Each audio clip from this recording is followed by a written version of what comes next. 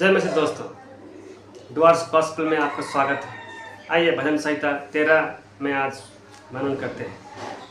हे परमेश्वर, कब तक क्या तू सदैव मुझे भुला रहेगा? तो कब तक अपना मुखड़ा मुझसे छिपाए रहेगा? ये दाऊद का भजन है। दाऊद को आप जानते हैं, इस्राएल का राजा है और भजनकार है।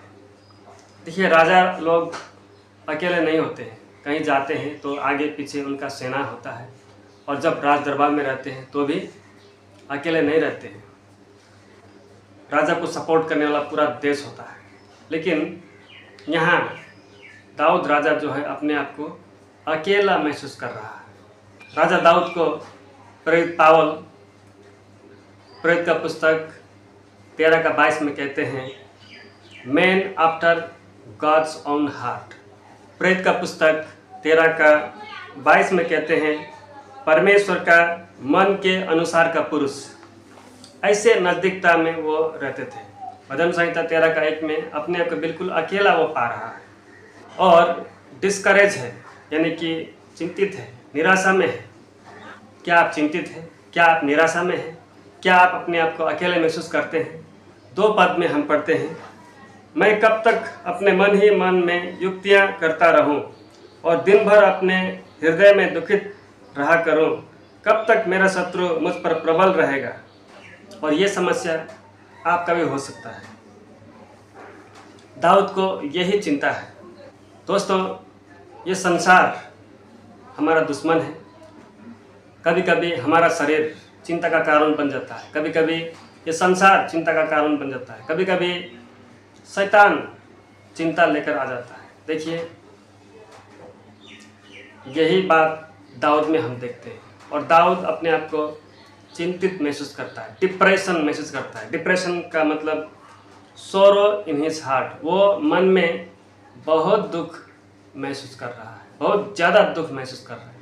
संसार के लोग क्या करते हैं, जब ज़्यादा डिप्रेस हो जाते हैं, कोई लोग डिप्रेशन में कैसे व्यवहार करना, क्या करना समझ में नहीं आता है, और एक दिन का सामना नहीं कर पाते हैं, आशा खो देते हैं और अपने आप को सुसाइड कर देते हैं। ऐसे कई केसें हैं।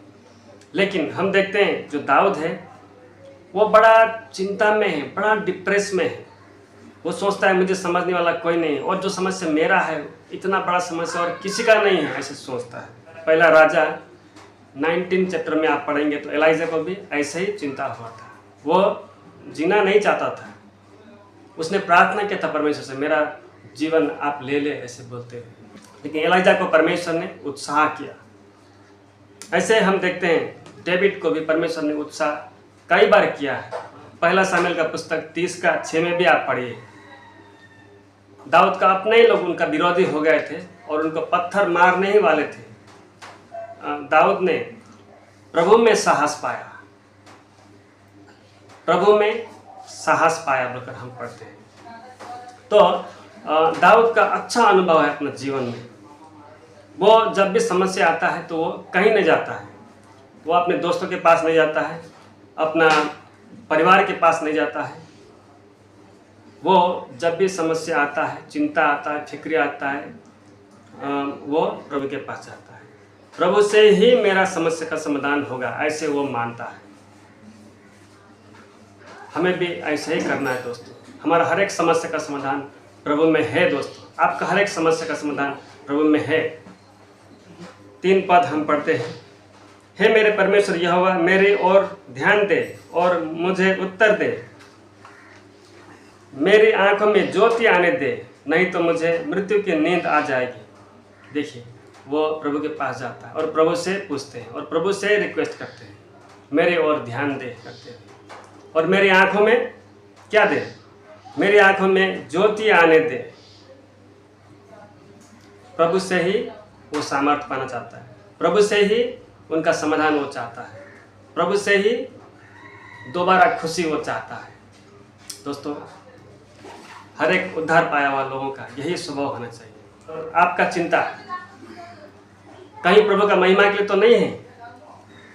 2 बात हो सकता है, या तो आपका चिंता प्रभु का महिमा के लिए होगा, या तो आपका चिंता प्रभु का डिसिप्लिन के लिए हो सकता है। पिताजी अपना बच्चों को प्रेम करते हैं और बच्चे कभी गलत करने से पिताजी बच्चे को छड़ी लगाते हैं, ऐसा हो सकता है। या फिर आपका चिंता प्रभु का महिमा के लिए हो सकता है, इसलिए आप प्रभु से दूर मत भागिए, प्रभु का नज़दीकी आइए और प्रभु से वो सहायता पाइए। भजन संहिता 46 का 1 में हम ऐसे ही पढ़ते हैं, परमेश्वर हमारा सनोरा स्थान और बल है, संकट में अति सहज से मिलने वाला सहायक है। हाँ प्रभु, हाँ दोस्तों, सहज से मिलने वाला हमारा सहायक है। परमेश्वर दूर नहीं है प्रियो, परमेश्वर सामने है। परमेश्वर आपकी ओर देखते हैं। परमेश्वर चाहते हैं आप उनका नज़दीक में आए और उनसे समाधान पाए। परमेश्वर चाहते हैं। हम 13 का 4 में हम पढ़ते हैं, ऐसा न हो कि मेरा शत्रु कहे मैं उस पर प्रबल हो गया, और ऐसा न हो कि जब मैं डगमगाने लगूं तो मेरे शत्रु मगन हो।